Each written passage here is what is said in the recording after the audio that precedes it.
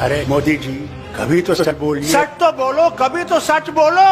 क्या डर नहीं है मरने का? वहाँ तुम्हें अमित शाह नहीं बचाएगा, वहाँ तुम्हारे ये झूठ बोलने वाले मिनिस्टर नहीं बचाएंगे। वहाँ भगवान होगे और तुम होगे। एक तरफ से तुम्हारी सच्चाई होगी और एक तरफ से तुम्हारा झूठ होगा। वहाँ कोई बचाने वाला नहीं है। अगर देश बचाना है, मोदी सरकार को हटाना है कि ये कभी वापस ना आए। अगर ये वापस आएंगे तो अल्लाह ही जाने इस मुल्क का क्या होगा, वो खुदा ही जानता है। आज वो जलियांवाला बाग की बात कर रहे थे। वहां जब डायर ने गोली चलाई, उसने ये नहीं देखा ये मुसलमान है, सिख है या हिंदू है। उसने गोली चलाई कि ये हिंदुस्तानी है और मैंने इस हिंदुस्तानी को मारना है। उस खून को याद कीजिए जो वहां उस जमीन पे पड़ा हुआ है, वो हिंदुस्तानी का खून था। उस वक्त धर्म नहीं था। आज हम धर्म पे बटे जा रहे हैं। महात्मा गांधी ने एक आंदोलन शुरू किया। उनकी लड़ाई ये नहीं थी चलो एक दिन प्रधानमंत्री बनेगा हिंदुस्तान का, इसलिए किया कि भारत से अंग्रेजों को निकालना है। हमें अपने झगड़े भूल जाने। अगर हम अपने झगड़े नहीं भूलेंगे तो फिर कभी भी हम इनको नहीं निकाल नहीं सकते। जब इलेक्शन आए और मरने का समय भी होगा, उससे कहना भगवान से मुझे सिर्फ इतनी मोहलत दे कि मैं अपना बटन दबा सकूं, उसके बाद मैं तैयार हूं, जहां ले जाओगे मैं तैयार हूं जाने के। और मरने से पहले मैं जरूर वो देश देखूंगा जिसे मैं कहूंगा गांधी तेरा देश बन गया, शेख अब्दुल्ला तेरा देश बन गया, नेहरू तेरा देश बन गया, आजाद तेरा देश बन गया। और जिन्होंने कुर्बानियां दी हैं उनसे भी जाके कहूंगा तुम इस देश के लिए सो गए, मगर आज वो देश तुम्हारी मेहरबानी से जिंदा है। अरे जो हम पे वार किए गए नेशनल कॉन्फ्रेंस पे, जो हमारी खुद मुख्तारी लूटी गई, पहले उनको निकालो जो इस देश को गुलाम बनाना चाहते हैं। जिस रेल को कश्मीर पहुंचना था, कटरा से बानिहाल तक, वो कहते हैं पहले कहते थे 2007 में पहुंचेगी, फिर कहने लगे 2010 में, फिर 15, अब कहते हैं 2025। मेरे ख्याल से तब तक मैं पहुंच जाऊंगा अल्लाह के पास, वो रेल छुक छुक करके भी नहीं पहुंचेगी। अरे सच तो बोलो, कभी तो सच बोलो कि देश को बचाना है और देश को उनसे बचाना है जो कि देश को तोड़ रहे हैं। ये आसान नहीं है। अगर हम ये समझते हैं कि इनको हम आसानी से हटा सकते हैं तो सच्चाई ये है इनको हम आसानी से हटा नहीं सकते जब तक हमारे दिल साफ नहीं होंगे। अगर मैं ये समझूं कि सिर्फ मैं ही मैं हूं और दूसरा कुछ भी नहीं है तो ये कभी भी नहीं जाएंगे। अमित शाह साहब ने सही कहा, 50 साल ये रहेंगे। अगर हम लोग जो यहां स्टेज पे बैठे हुए हैं और इनके नेता जो हैं, जब तक वो ये नहीं सोचेंगे अगर देश को बचाना है तो हमें अपनी जमात को भी कहीं ना कहीं कुर्बान करना है। अगर हम अपनी जमात को कुर्बान नहीं करेंगे और ये समझेंगे कि हम इनको हटा सकते हैं, तो मैं इनसे कहना चाहता हूं तुम गलतफहमी में हो। इस गलतफहमी को दूर करो। वो जमाना गया जब एक ही झंडा एक कोने से दूसरे कोने से लटकता था, वो जमाना गया। अरे जो हम पे वार किए गए नेशनल कॉन्फ्रेंस पे, जो हमारी खुद मुख्तारी लूटी गई, मैंने उसको साइड में रखा। मैंने कहा पहले उनको निकालो जो इस देश को गुलाम बनाना चाहते हैं, जो हिंदू को अलग खड़ा करना चाहते हैं, मुसलमान को अलग खड़ा करना चाहते हैं, सिख को अलग खड़ा करना चाहते हैं। आज वो जलियांवाला बाग की बात कर रहे थे। और जब मैंने वो डिबेट सुनी आज पार्लियामेंट में, और मैंने पहले भी सुना था और गया था जलियांवाला बाग में,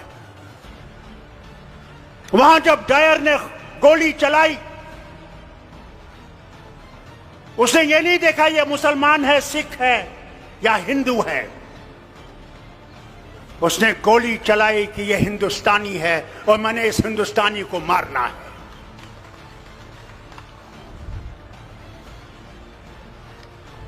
उस कुएं में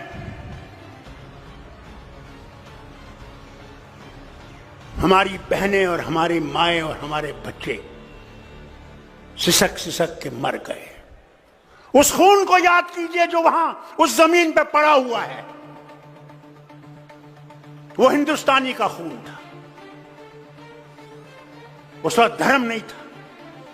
आज हम धर्म पे बंटे जा रहे हैं कि कौन भगवान राम के साथ है और कौन अल्लाह के साथ है। महात्मा गांधी ने एक आंदोलन शुरू किया अंग्रेजों को हटाने का।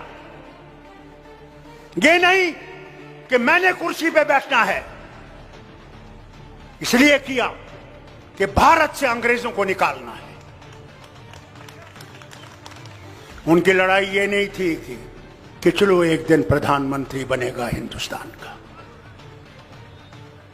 आज हम ये सोचते हैं कि मोदी को निकाल के मैं प्रधानमंत्री बनूंगा। अरे पहले तो उसको निकालो, फिर प्रधानमंत्री की कुर्सी की सोचो। हम पहले ही प्रधानमंत्री बने।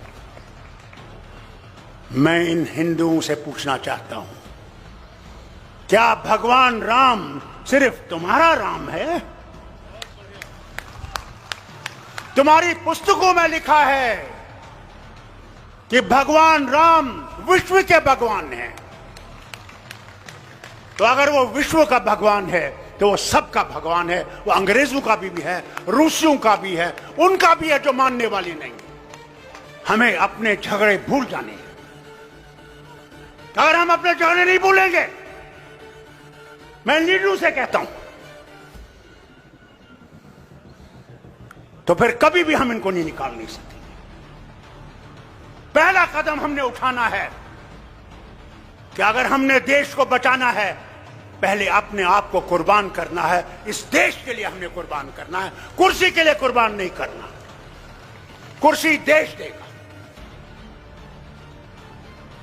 और देश ही कुर्सी देने वाला है और देश ही कुर्सी से हटाने वाला है। अरे मोदी जी, कभी तो सच बोलिए कि हमारा हाल क्या है। जिस रेल को कश्मीर पहुंचना था, कटरा से बानिहाल तक, वो कहते हैं, पहले कहते थे 2007 में पहुंचेगी, फिर कहने लगे 2010 में, फिर 15, अब कहते हैं 2025। मेरे ख्याल से तब तक मैं पहुंच जाऊंगा अल्लाह के पास, वो रेल छुक छुक करके भी नहीं पहुंचेगी। अरे सच तो बोलो, कभी तो सच बोलो। क्या डर नहीं है मरने का? जो आया है उसने जाना है। वहां तुम्हें अमित शाह नहीं बचाएगा। वहां तुम्हारे ये झूठ बोलने वाले मिनिस्टर नहीं बचाएंगे। वहां भगवान होगे और तुम होगे। एक तरफ से तुम्हारी सच्चाई होगी और एक तरफ से तुम्हारा झूठ होगा। वही हाल मेरा होगा, वही शरद पवार का होगा, वही आपके मुख्यमंत्री का भी होगा। वहां कोई बचाने वाला नहीं है। जो करोगे वही बचाएगा। इसलिए उससे डरो, उससे डरो, हमारे से मत डरो, उससे डरो। मेरा ईमान है कि हिंदू इतना ही मेरा भाई है जितना मुसलमान है या सिख है या ईसाई है। मैं उस घर में पला हूं जिसमें था नारा हिंदू मुस्लिम सिख इत्तेहाद, यानी सब बराबर है, कोई फर्क नहीं है। आज हम लोगों को बांटा जा रहा है। इससे आपसे और इन लीडरों से अपील करता हूं, सब लीडरों से, कि अगर देश बचाना है तो हमें अपने आप को कुर्बान करके इस देश को बचाना है और इस मोदी सरकार को हटाना है कि ये कभी वापस ना आए। मैं इनसे कहता हूं, अगर ये वापस आएंगे तो अल्लाह ही जाने इस मुल्क का क्या होगा, वो खुदा ही जानता है। जब इलेक्शन आए और मरने का समय भी होगा, उससे कहना भगवान से, मुझे सिर्फ इतनी मोहलत दे कि मैं अपना बटन दबा सकूं, उसके बाद मैं तैयार हूं, जहां ले जाओगे मैं तैयार हूं जाने के लिए। और मरने से पहले मैं जरूर वो देश देखूंगा जिसे मैं कहूंगा, गांधी तेरा देश बन गया, शेख अब्दुल्ला तेरा देश बन गया, नेहरू तेरा देश बन गया, आजाद तेरा देश बन गया। और जिन्होंने कुर्बानियां दी हैं, जो काले पानी में मर गए, जलियांवाला बाग में मर गए, उनसे भी जाके कहूंगा तुम इस देश के लिए सो गए, मगर आज वो देश तुम्हारी मेहरबानी से जिंदा है।